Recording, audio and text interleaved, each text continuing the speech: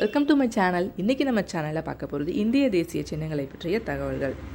முதல்ல நம்ம பார்க்க போகிறது தேசிய கொடி. தேசிய கொடியை பொதுவாக வடிவமைத்தவர் அப்படின்னு சொல்லப்படுறவர் யாருன்னா பிங்களி வெங்கையா அவர்கள் தான். 1931 வருஷம் இவர் காங்கிரஸ் குழுக்காக வடிவமைத்த கொடி ராட்டையை மையமாக கொண்டிருந்தது. நீங்கள் ஸ்கூல் புக்ஸ்லேயும் சரி பிற இடங்கள்லையுமே தேசிய கொடியை பொதுவாக வடிவமைத்தவர் அப்படின்னு பிங்களி வெங்கையாவை தான் மென்ஷன் பண்ணியிருப்பாங்க. இது ஒரு பக்கம் இருக்கட்டும். இன்னொரு ஃபேக்ட் என்னென்னா 1947 நம்ம தேசிய கொடியை நிர்ணயம் பண்ணுறதுக்காக அப்போதைய பிரசிடெண்ட்டாக இருந்த ராஜேந்திர பிரசாத் அவர்கள் தலைமையில் ஒரு குழு செயல்பட்டாங்க. அந்த குழுவோட டிஸ்கஷனில் ஃபைனலாக கொடியை வடிவமைத்தவங்க யாருன்னா, வடிவமைத்து நெய்தது யாருன்னா, காதியில் நெய்தது யாருன்னா சுரையா தியாப்ஜிங்கிற பெண்மணி. இந்த 2 ஃபேக்டையுமே நம்ம தெரிஞ்சு வச்சுக்கணும். ஏன்னா தேர்வு நேரங்களில் இதை நமக்கு ட்விஸ்ட் பண்ணி கேட்க வாய்ப்பு இருக்குது. அதுக்கப்புறம் என்னென்னா நம்மளோட தேசிய கொடியை எப்போ நம்ம அரசியல் நிர்ணய சபை ஏற்றுக்கிட்டுச்சு அப்படின்னா ஜூலை 22, 1947 அன்று. நம்மளோட தேசிய கொடியை முதலாக யார் ஏற்றினாங்க அப்படின்னா நம்ம சுதந்திரம் கிடைத்த தருணத்தில் பிரதமராக இருந்த நம்ம நேரு அவர்கள் தான். எங்கே ஏற்றினாருன்னா டெல்லியில் இருக்கிற செங்கோட்டையில் தான் ஏற்றினார். அடுத்தது நம்மளோட சுதந்திர இந்தியாவிலேயே தேசிய கொடியை முதல்ல எங்கே நெய்தாங்க அப்படின்னா நம்ம தமிழ்நாட்டில் இருக்கிற வேலூர் குடியாத்தம் பகுதியில் தான் நெய்தாங்க.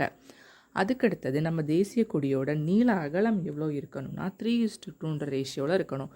அதாவது 90 சென்டிமீட்டர் × 60 சென்டிமீட்டரில் இருக்கணும்.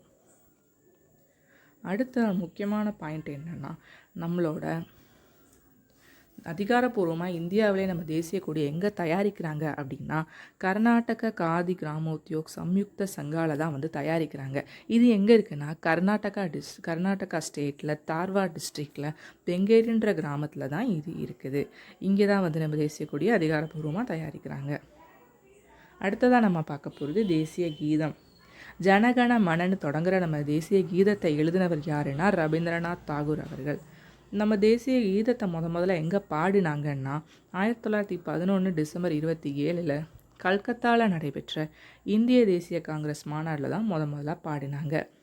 1912 தத்துவ போதினி அப்படின்ற பத்திரிகையில் பாரத விதாதா அப்படின்ற தலைப்பில் கீழே தான் நம்ம தேசிய கீதம் முதல்ல வெளியிடப்பட்டது.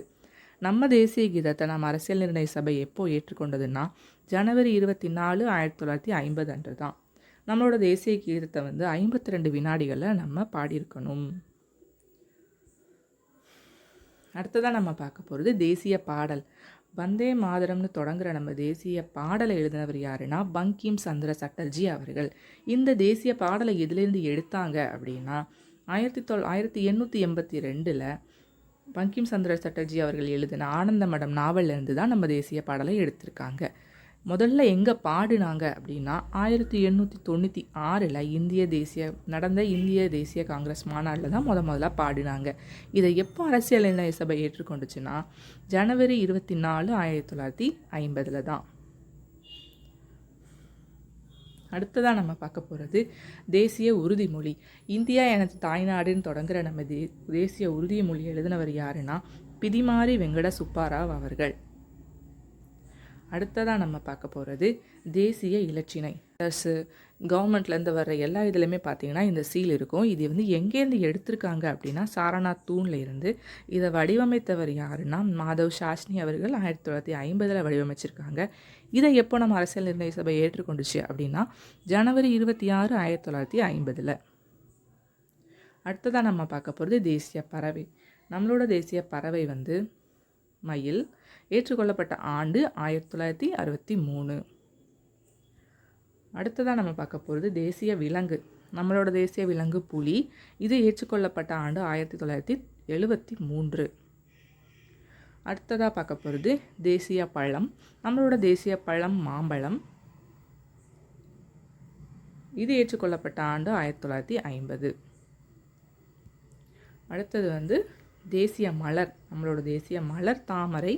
இது ஏற்றுக்கொள்ளப்பட்ட ஆண்டு 1950. அடுத்து நம்ம பார்க்க போகிறது தேசிய ஆறு.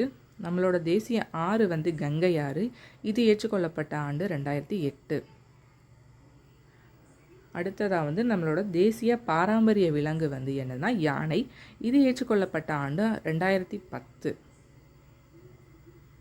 அடுத்தது வந்து நம்ம பார்க்க போகிறது தேசிய நன்னீர்வாழ் விலங்கு. தேசிய நன்னீர்வாழ் விலங்கு வந்து ஆற்று ஓங்கில், அதாவது ரிவர் டால்ஃபின். இது ஏற்றுக்கொள்ளப்பட்ட ஆண்டு 2010. அடுத்து நம்ம பார்க்க போகிறது தேசிய நாணயம். அதாவது நம்ம தேசிய நாணயம் வந்து ரூபாய் அப்படின்னு நம்ம அழைக்கிறோம். 16th செஞ்சுரியில் சேசார் ஷூரி அப்படின்னு சொல்லி ஒரு மன்னர் இருந்தார். அவர் வந்து அவர் நாட்டில் இருந்த வெள்ளி நாணயத்தை வந்து ருபியா அப்படின்னு சொல்லியிருந்தார். அதை தான் இப்போ நம்ம வந்து ரூபாய்ன்னு சொல்லி அழைக்கிறோம். நம்மளோட தேசிய சின்னம் இது வந்து வடிவமைத்தவர் யாருன்னா உதயகுமார் அவர்கள். நம்ம தமிழ்நாட்டை சேர்ந்தவர் தான். 2010.